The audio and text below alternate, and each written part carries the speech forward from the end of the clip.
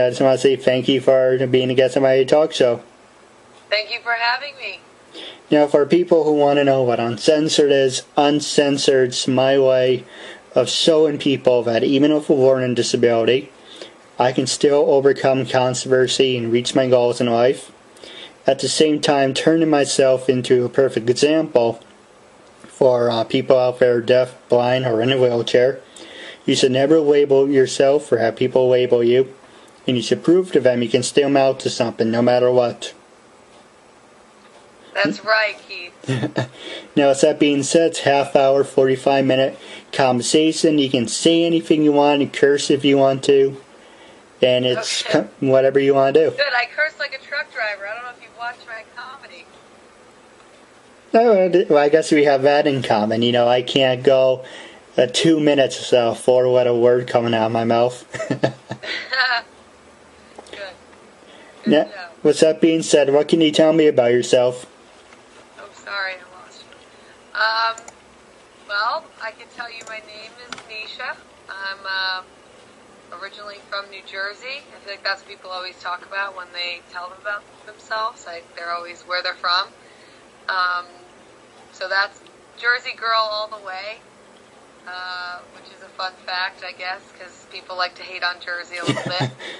And I'm trying to change that reputation of the not-so-classy, smelly Jersey people. So I'm trying to do that. And I live in New York City. I'm pursuing comedy and acting and commercials and all that type of fun stuff. So every day is kind of an adventure. And what else? I've lived in a lot of places. I've lived in Los Angeles. I've lived in New Hampshire. I've lived in Florida and New York and New Jersey. So kind of all over the place. But I have to say New York's my favorite. Really? Out of California? Yeah, well, only because I love the weather in California. Right. I really enjoyed the beach and just always being 70 degrees or 75 degrees and sunny, and not ever, like today in New York was raining a little and it was like 25 degrees and miserable kind of.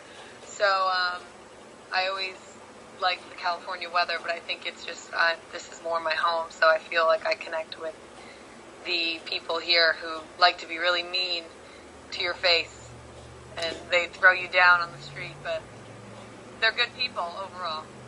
That's true. Now, what can you tell me about your name? Is that like a stage name, Misha, or?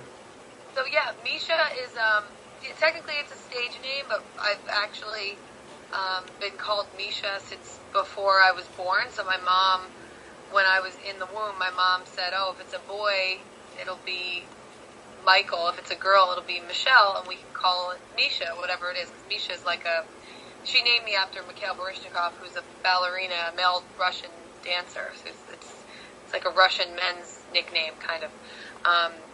So that's where I came from. And then I was a girl, and she called me Michelle, but really she called me Misha from a very long time ago. So actually, I feel like I'm getting in trouble, or I'm getting like yelled at when someone says Michelle to me, and not many people call me that anymore.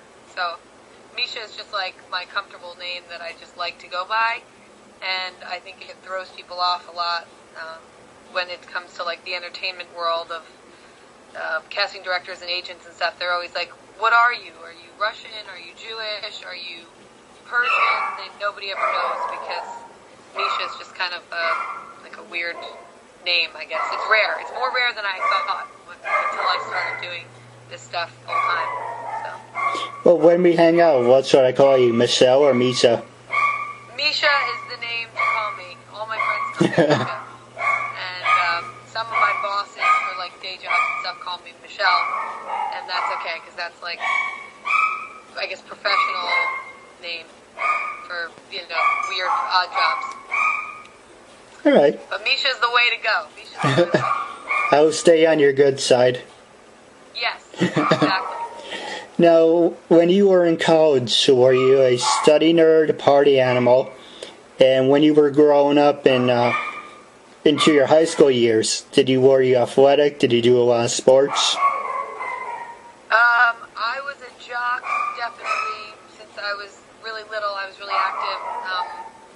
family got me into sports when I was really young. So I started cross-country skiing when I was 2 years old, downhill skiing by 4. I started playing soccer and doing gymnastics. And then when I got too tall for gymnastics, I started playing basketball. So I was like 8 years old. So I've always been an athlete. And then I started doing community theater when I was in middle school, like 11 or 12. And I tried to balance like sports and school and theater, which was hard.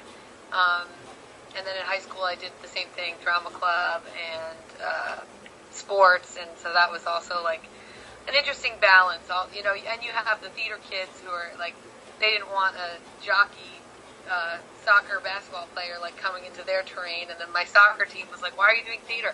So it was kind of a weird thing, because, you know, high schools tend to have those like cliques.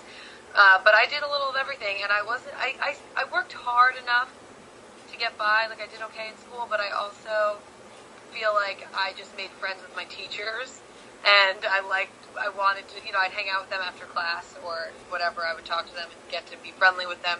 So if maybe my grade was teetering on like B or B plus, they'd just push it up to the B plus. They were like, she's a cool, crazy person.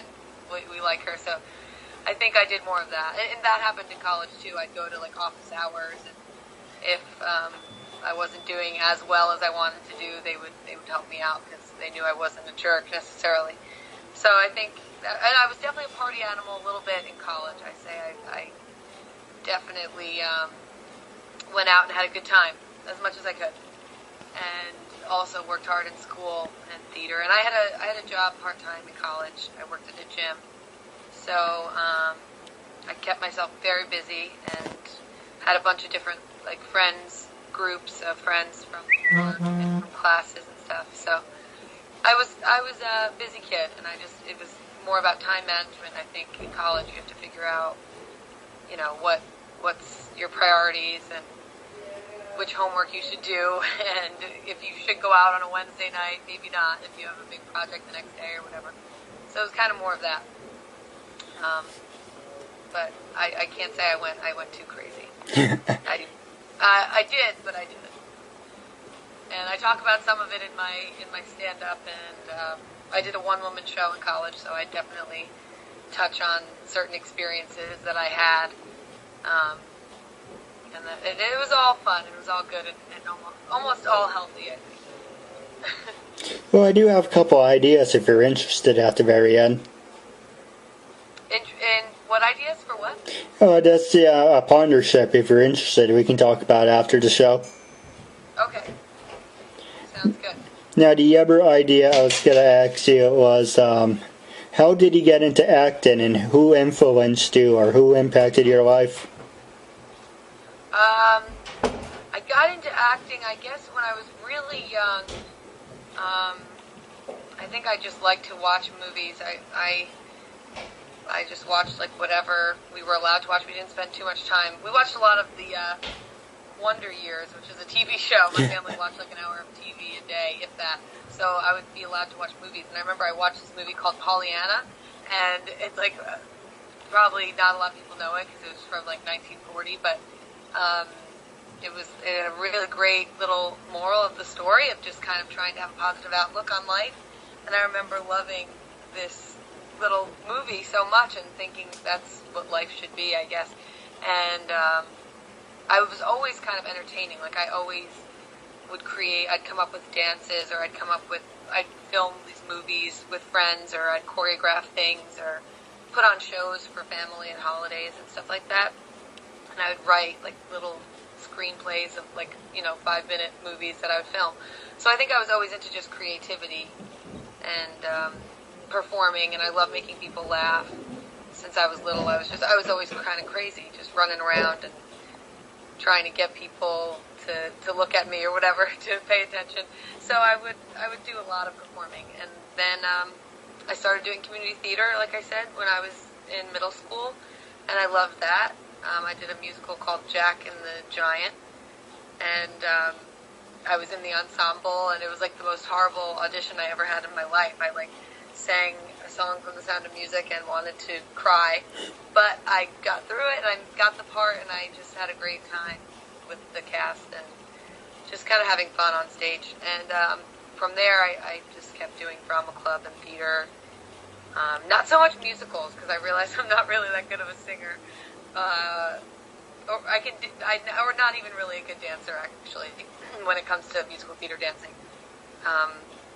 So yeah, I'd say I just got into it that way, and here I am. And then I've always loved film and TV, so I just think I wanted to pursue that after college, because I went to University of New Hampshire, which was a good theater school, good theater program, but not like being at NYU or something. So when I came to New York, I just got into film and TV auditions and improv and stand-up comedy.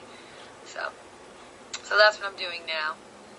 Well, it's pretty funny how I got into this. You know, it's kind of similar to yours, but you know, the one movie that influenced me, and then at the time I wanted to be a personal assistant. Oh. It was because I had I don't know, this big idea of going on tour, being a personal assistant / being a roadie. Oh, cool. Yeah, the one movie back in 2004 that influenced me was Almost Famous. That's my favorite movie. It's like one of my top favorite movies. I was going to say when I was growing up, that was one of the best movies I ever saw. Not that I wanted to be a roadie. I just wanted to be Penny Lane. It's nice, and there's no reason why we can't have those dreams. Hey, if you ever go on tour, I'd love to be your roadie. Okay.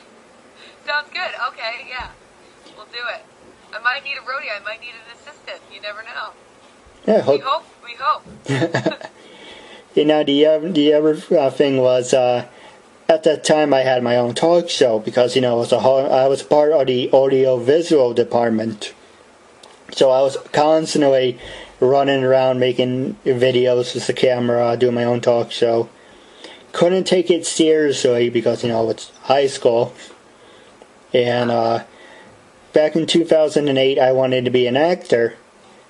Actually, no, not 2008, 2010. And one show that influenced me to become an actor was Suits. Oh, yeah? I can't say I've ever really seen it. I just know one of the actors in it. Well, who do you know? It's great.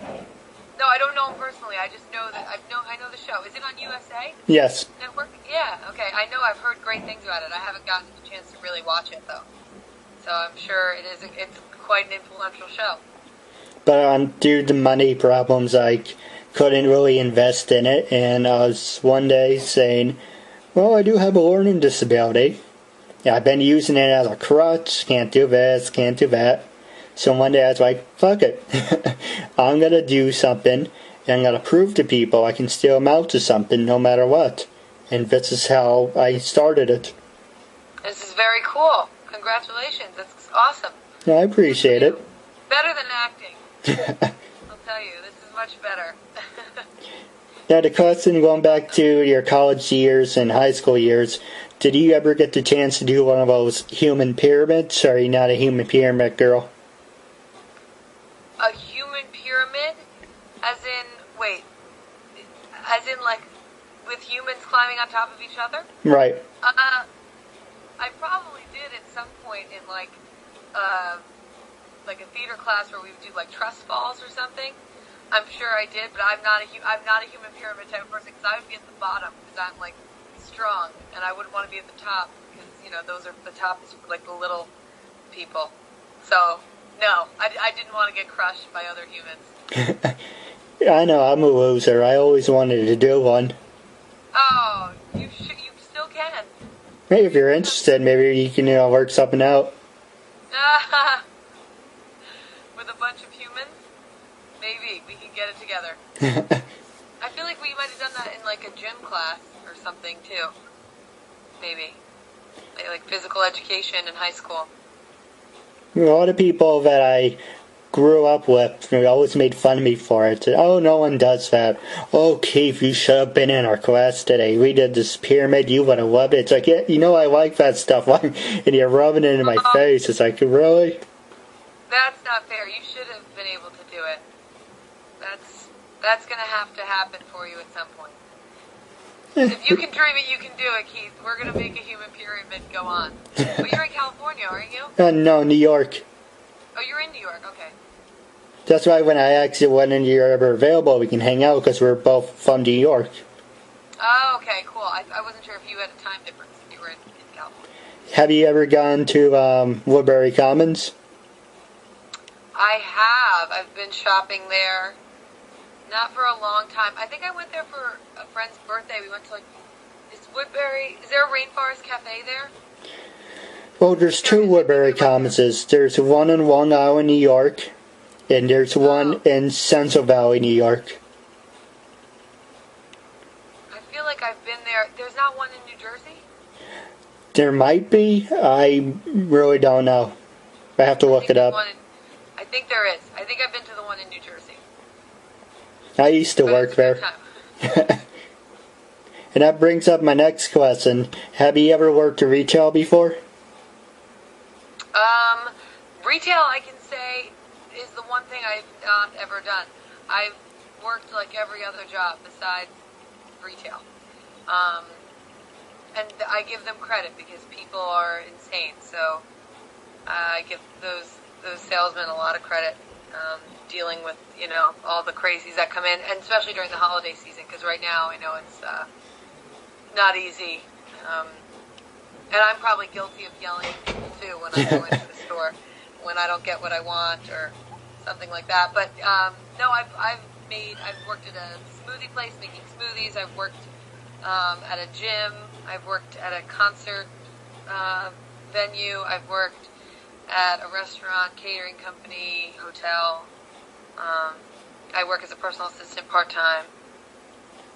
So I do a little bit of everything else. Just not retail. That's Good true. Question. Well, the reason I brought it up is I have retail experience, and hey, if you ever need training, I guess I can train you, give you some pointers. Thank you. I might. That might be the next journey, is moving on into the retail market. But I don't know if it's in my future. I used to work over at KB Toys. Okay. It's funny because when I was growing up, every weekend we were always at the mall, and I was always in KB Toys. Or Toys R Us, that's the next store I'm working on. But we were always in KB Toys, so 2006. And if I hesitate, I apologize. No, it's okay. I got the chance to work for them, so I got a chance to get some closer. It's okay, I grew up in the store, now I'm finally working for them, so it came full circle. Very cool. And the other stores I worked for Skechers. That was a horrible store. Yeah, I can imagine it's probably not that fun. And I also worked for the North Face for about 4 years. Okay. And most recently I was at the Ralph Lauren store. Oh, nice. Yeah, Ralph Lauren, don't they sponsor the whole U.S. Open for tennis here in New York? They're like a big sponsor of the U.S. Open, as far as I know. Everybody wears Ralph Lauren at the U.S. Open. Well, the one I was at was it only sponsored the game, Polo.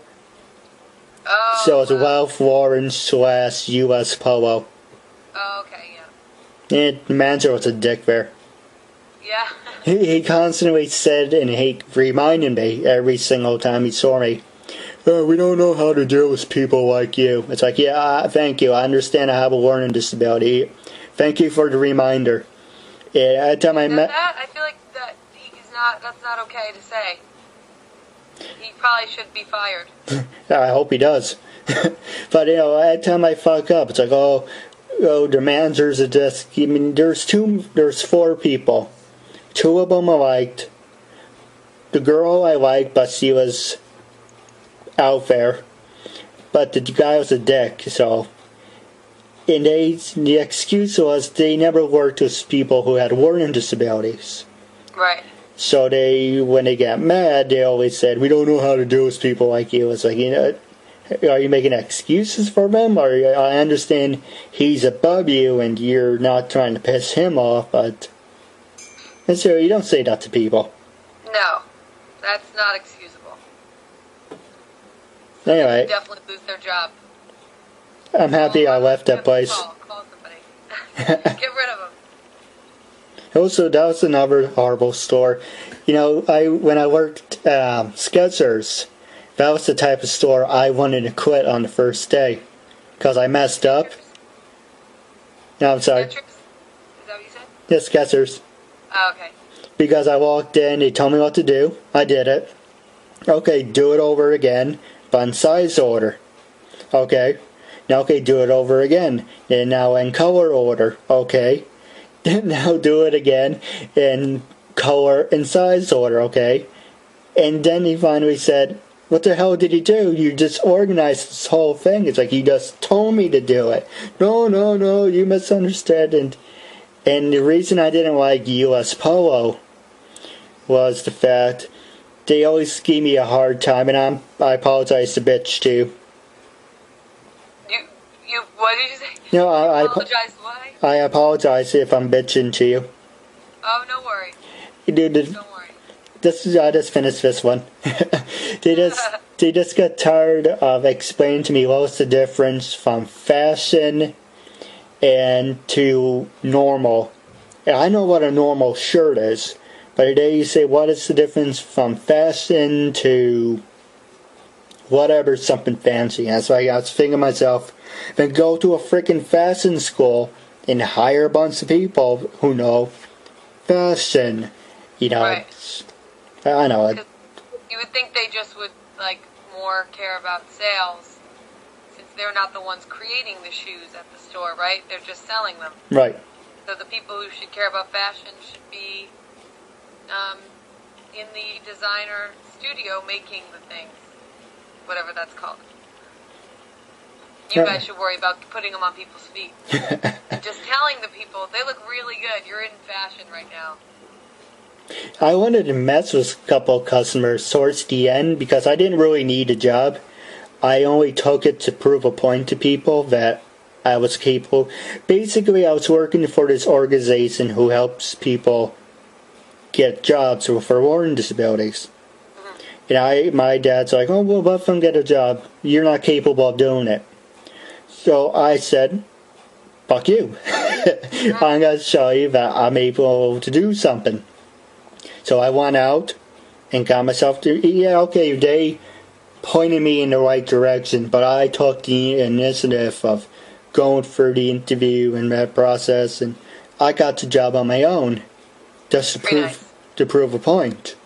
But I really didn't need it, or one of the icebreakers was we got a shipment of 500 boxes on big pallets, and I was the only one doing don't ask me why. I was the only one who was supposed to be doing stock, and it's like I am prone to having anxiety attack, panic attacks, and among other things I'll get to later. But it was too much for me. I can't do 500 boxes. And they're like, okay, we'll do 500 boxes, and this has to be done in 2 hours. It's like, yeah, this is not going to happen. Then there's other things that like... isn't going to happen. How would that happen? I have no idea. And then this... You're destined to fail with that kind of assignment. That's true. And I had to work in the snow, I had to work in the rain, and it's like, I didn't sign up for this. Yeah. Now, without complaining some more, and I apologize. Now, don't worry. I was watching one of your video clips. You saying the catwalk. Wait, what was I talking about? You were talking about when you're on stage about, excuse me, about the catwalk. Oh, when I'm getting catcalled by old men? Yeah. Yep. That is I don't know if everybody relates to that, but I know a lot of women do, especially in a city. So I wrote a joke about it, and there it was. But no, it's just been in the news a lot more lately, and it's a lot of sexism and stuff like that, and when they're talking about things in the news, and you want to make fun of it or you want to bring attention to it, I think comedy's the best way. Maybe, or at least to get people to hear about it. It doesn't matter if it's funny or not, really. I mean, people don't always want to hear things that are going on in the world. But if you bring it to them in a lighter note of, here, I'll make you laugh, but also this is something we should talk about, then that's what I'm trying to do. But yeah, that in particular, because it happens a lot. I live in Manhattan, but I'm all over, I'm always running around New York and Brooklyn and Queens, and it's just funny, like, any time of day, at 7 a.m., I'm going to work, and there's guys, not even construction workers, just guys, they'll be, like, screaming at you. And sometimes it's just good morning, which is fine. I'll say good morning. But other times it's not as nice, and, it can be scary if you're, like, a person who's alone, a girl who's alone in a city. You don't really want people, like, following you home at night. So yeah, they've been talking about it a lot in the news. Or at least if you watch, like, The Daily Show and Colbert Report and stuff like that, they touch on it. Which that's the type of thing I try and do, is more smart comedy occasionally, sometimes not so much, but yeah. So that's my cat calling and doing my impersonations of voices of the men who yell at me in all languages and all different ways of verbiage they use. So I hope you enjoyed that joke. No, it's funny. Well, I got a joke for you, but it isn't funny. It's in a bad taste funny, but I meant it as to be funny. There's a story where this guy was on the subway, and they tell you not to lean forward and look and see if the train's coming. So the guy, but he wasn't listening, so he leaned forward, and the train knocked his head off. No. Yeah. This is not a true story, right? This is a joke? No, this actually happened. Oh my God. And I said to my dad, well, I guess that was a train he didn't want to miss.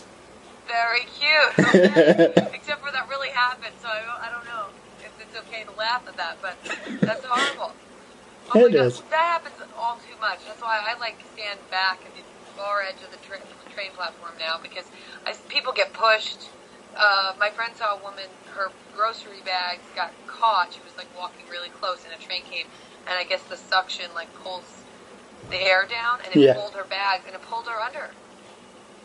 She wasn't trying, she wasn't, you just have to be careful. But that was a good joke. Good. Yeah, I appreciate it, but on a serious note, they really need guardrails, because even just standing there, like you mentioned, the suction and the force of the train, there's nothing to grab onto, so you need to take some safety precautions. I know. I don't know what the solution would be, and then there's people who jump, and there's people who fall or get pushed, and I don't really know what the solution would be. I haven't made any jokes about people who jump in front of trains or fall, so maybe that'll be on the writing agenda coming up soon. Well, you can use my joke. Okay. Maybe. I might have to tweak it, but maybe I like it. Now, the next question I was going to ask you is, who influenced you to become a comedian, and how did you get started? I think my one of my influences, my dad always has been really funny. Both my mom and my dad, they've always just kind of made life funny, and they've always tried to take everything with a grain of salt, and in any bad situation I've had, or unhappy time, like, we make a joke out of it in my family, because even though you can deal with what's actually going on, but then when you look back, you find a reason to laugh, and that's how I was brought up. So I think that definitely just influenced my life in general of funny and making things funny.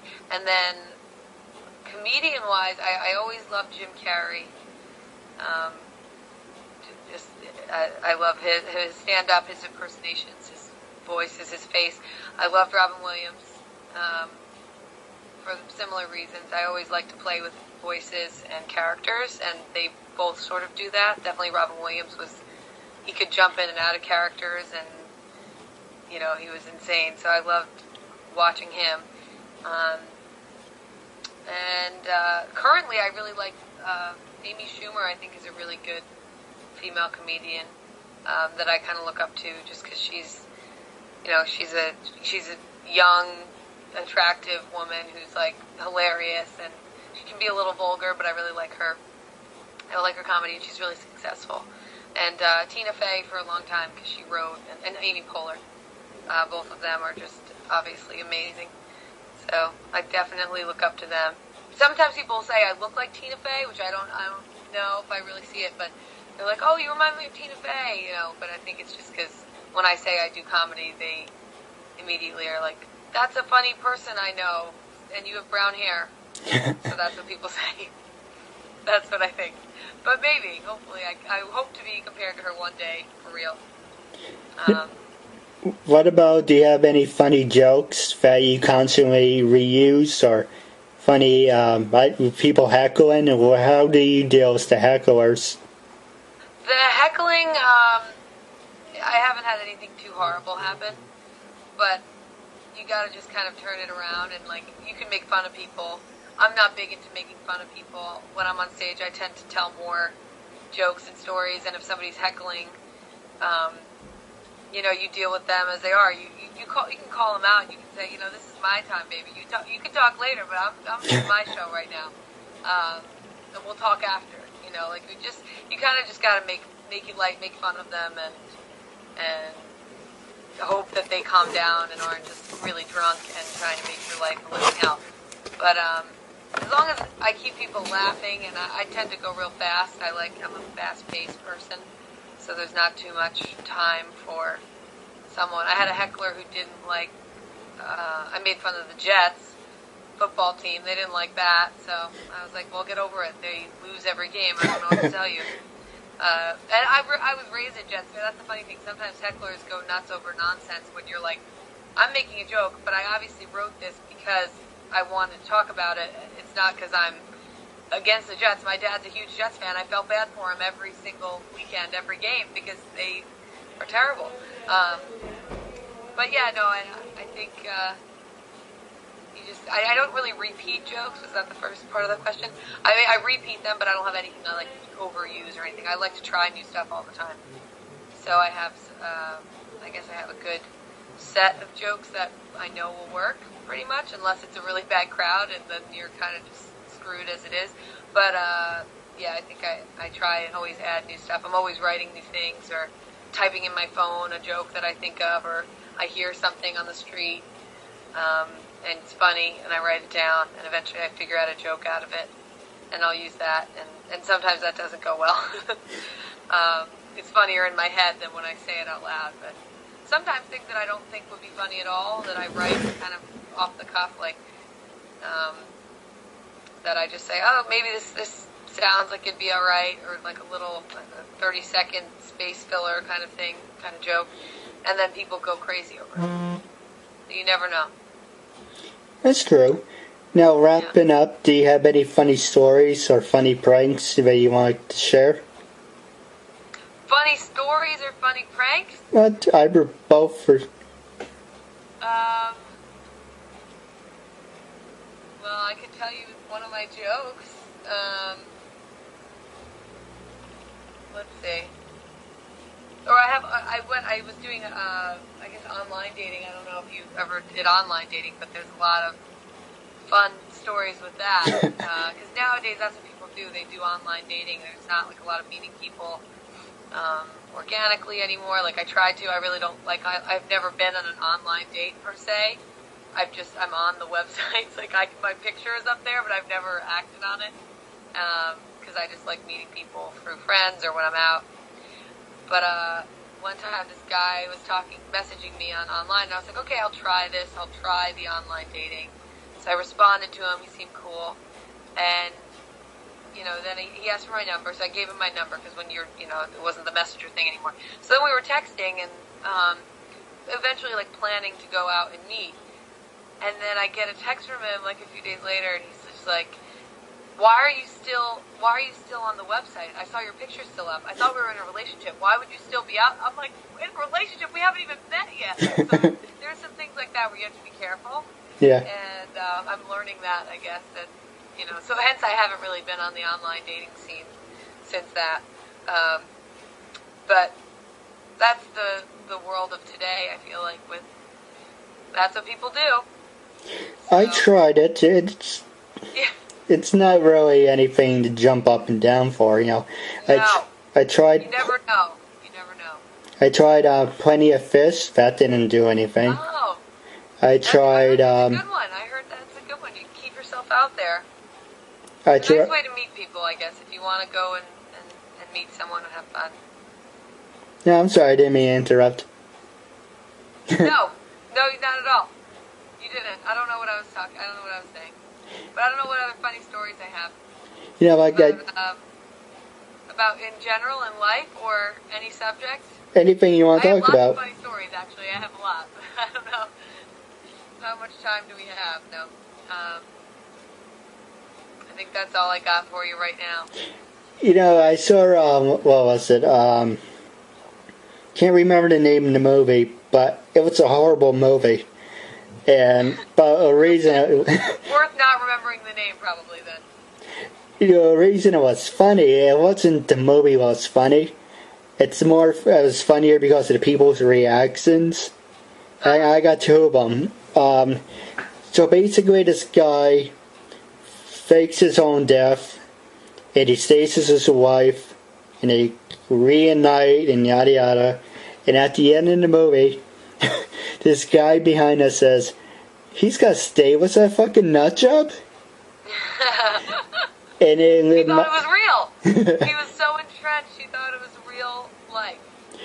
And the guy said, my dad went to the bathroom, he says, all we heard in the bathroom was, I can't believe that guy's got to stay with that mental case. That's so funny. Then we saw some people, they can't see a movie because it stays with them. And then they can't go home and they can't just let it go. Then we saw the judge. Oh, you would like this one. So, Robert Downey Jr., everyone knew Robert Downey Jr. was going to be in it. So, we sat there for 2 hours and a half, and the movie was over.